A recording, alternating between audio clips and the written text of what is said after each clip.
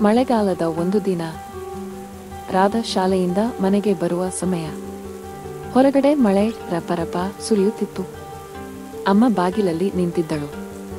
ರಾಧಾ ಶಾಲೆಯಿಂದ ಇನ್ನೂ ಬರಲಿಲ್ಲವಲ್ಲ ಎಂದು ಚಿಂತಿಸುತ್ತಿದ್ದಳು. ಅಷ್ಟರಲ್ಲಿ ರಾಧಾ ಪೂರಾ ಒದ್ದೆಯಾಗಿ ಬಂದಳು. ಸಂಜೆ ಹಿಡಿದ ಮಳೆ ಅವಳಿಗೆ ಸ್ನಾನ ಮಾಡಿಸಿತು. ಒಳಗೆ ಬರುತ್ತಲೇ ಅಂದಳು, ಹಾಳು ಮಳೆ, ಬಟ್ಟೆ ಪುಸ್ತಕ ಎಲ್ಲ ಒದ್ದೆಯಾಯಿತು. ಅಮ್ಮ, ಹಾಗೆನ್ನಬೇಡ ರಾಧಾ, ಇದು ಮಳೆಗಾಲ. ನೀನು ಛತ್ರಿಯನ್ನು ತೆಗೆದುಕೊಂಡು ಹೋಗಬೇಕಿತ್ತು. ಮಳೆಯನ್ನೇಕೆ ನಿಂದಿಸುವೆ? ಹೋಗು, ಬಟ್ಟೆ ಬದಲಾಯಿಸಿ ತಲೆ ಒರೆಸಿಕೊಂಡು ಬಾ. ಒಳಗಡೆಯಿಂದ ಬಟ್ಟೆ ಬದಲಿಸಿ ಬಂದ ರಾಧಾ ಕೇಳಿದಳು. ರಾಧಾ, ಅಮ್ಮ, ಮಳೆ ಅಂದರೆ ನನಗೆ ಬೇಜಾರು. ಏಕಮ್ಮ ಮಳೆ ಬರುತ್ತೆ? ಅಮ್ಮ, ಹೇಳುತ್ತೇನೆ ಕೇಳು, ವರ್ಷದಲ್ಲಿ ಕೆಲವು ಕಾಲ ಮಾತ್ರ ಮಳೆ ಬರುತ್ತದೆ. ಬೇಸಿಗೆಯಾದ ಮೇಲೆ ಮಳೆಗಾಲ ಪ್ರಾರಂಭವಾಗುತ್ತದೆ. ಸೂರ್ಯನ ಶಾಖಕ್ಕೆ ಬಾವಿ, ಕೆರೆ, ನದಿ, ಸಮುದ್ರದ ನೀರು ಆವಿಯಾಗಿ ಮೋಡವಾಗುತ್ತದೆ. ಮೋಡ ತಂಪಾಗಿ ಮಳೆಯಾಗಿ ಸುರಿಯುತ್ತದೆ. ಮಳೆಯಿಂದ ಕೆರೆ ಕಟ್ಟೆಗಳು ತುಂಬುತ್ತವೆ, ಹೊಳೆಗಳು ಉಕ್ಕಿ ಹರಿಯುತ್ತವೆ. ರಾಧಾ, ಅಮ್ಮ, ಮಳೆಯಿಂದ ಏನು ಪ್ರಯೋಜನ? ಅಮ್ಮ, ಕೆರೆ ಬಾವಿಗಳಿಗೆ ಮಳೆ ನೀರೇ ಆಧಾರ. ಅಣೆಕಟ್ಟುಗಳು ತುಂಬುತ್ತವೆ. ಬೇಸಿಗೆಯಲ್ಲಿ ಕಾದ ನೆಲ ತಂಪಾಗುತ್ತದೆ. ಗಿಡಮರಗಳೆಲ್ಲ ಚಿಗುರಿ ಸೊಂಪಾಗಿ ಬೆಳೆಯುತ್ತವೆ. ಊರು ಕೇರಿಗಳು ಸ್ವಚ್ಛವಾಗುತ್ತವೆ. ರಾಧಾ, ಮಳೆ ಬರದಿದ್ದರೆ ತುಂಬಾ ಕಷ್ಟ ಅಲ್ಲವೇನಮ್ಮ? ಅಮ್ಮ, ಹೌದು ರಾಧಾ. ಮಳೆ ಸಕಾಲದಲ್ಲಿ ಬರದಿದ್ದರೆ ಬೆಳೆ ಬಾರದೆ ಬರಗಾಲ ಉಂಟಾಗುತ್ತದೆ. ಅಣೆಕಟ್ಟುಗಳು ತುಂಬದಿದ್ದರೆ ನೀರಾವರಿಗೂ ವಿದ್ಯುತ್ ಉತ್ಪಾದನೆಗೂ ತೊಂದರೆಯಾಗುತ್ತದೆ. ರಾಧಾ, ಆದರೂ ಮಳೆಯಿಂದ ತೊಂದರೆಗಳು ಇವೆ ಅಲ್ಲವೇನಮ್ಮ?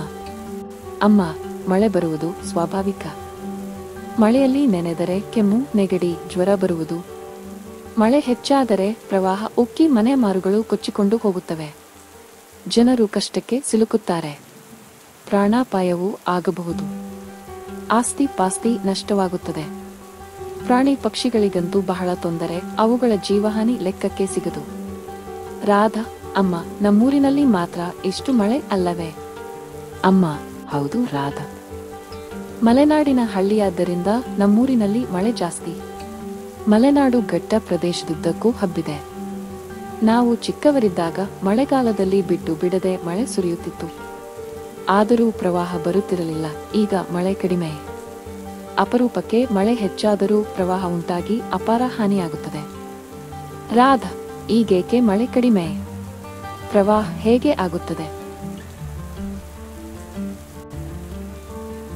ಅಮ್ಮ, ಈಗ ಕಾಡುಗಳು ಕಡಿಮೆ, ಆದ್ದರಿಂದ ಮಳೆ ಕಡಿಮೆ. ಹಿಂದೆ ದಟ್ಟವಾದ ಕಾಡುಗಳಿದ್ದವು. ಇವು ಹರಿವ ನೀರಿನ ರಭಸವನ್ನು ತಡೆಯುತ್ತಿದ್ದವು. ಮರಗಳ ಬೇರುಗಳು ಭೂಮಿಯಲ್ಲಿ ಹೆಚ್ಚು ಆಳಕ್ಕೆ ಇಳಿಯುತ್ತಿದ್ದವು. ಮಣ್ಣನ್ನು ಗಟ್ಟಿಯಾಗಿ ಹಿಡಿದಿಡುತ್ತಿದ್ದವು. ಇದರಿಂದ ಭೂಮಿಗೆ ಬಿದ್ದ ನೀರು ನೆಲದಲ್ಲಿ ಇಂಗಿ ಹೋಗುತ್ತಿತ್ತು. ಮಣ್ಣು ಕೊಚ್ಚಿಕೊಂಡು ಹೋಗುತ್ತಿರಲಿಲ್ಲ. ಪ್ರವಾಹವೂ ಉಂಟಾಗುತ್ತಿರಲಿಲ್ಲ. ರಾಧಾ, ಬೇಸಿಗೆಯಲ್ಲಿ ಬಾವಿ, ಕೊಳವೆ ಬಾವಿಗಳಲ್ಲಿ ನೀರು ಹೇಗೆ ಸಿಗುತ್ತದೆ? ಅಮ್ಮ, ಮಳೆಯಿಂದ ಭೂಮಿಯಲ್ಲಿ ನೀರು ಇಂಗಿ ಒಳಗಡೆ ಸಂಗ್ರಹವಾಗುತ್ತದೆ. ಇದನ್ನು ಅಂತರ್ಜಲ ಎನ್ನುತ್ತಾರೆ. ಆ ನೀರನ್ನು ಬಾವಿ ಮೂಲಕ, ಕೊಳವೆ ಬಾವಿ ಮೂಲಕ ಪಡೆಯುತ್ತೇವೆ. ರಾಧಾ, ಒಮ್ಮೊಮ್ಮೆ ಮಳೆಗಾಲವಲ್ಲದಿದ್ದರೂ ಜೋರಾಗಿ ಮಳೆಯಾಗುತ್ತದೆ ಏಕಮ್ಮ? ಅಮ್ಮ, ಒಮ್ಮೊಮ್ಮೆ ಸಮುದ್ರದಲ್ಲಿ ಕಡಿಮೆ ಒತ್ತಡದ ಪ್ರದೇಶ ಉಂಟಾಗುತ್ತದೆ.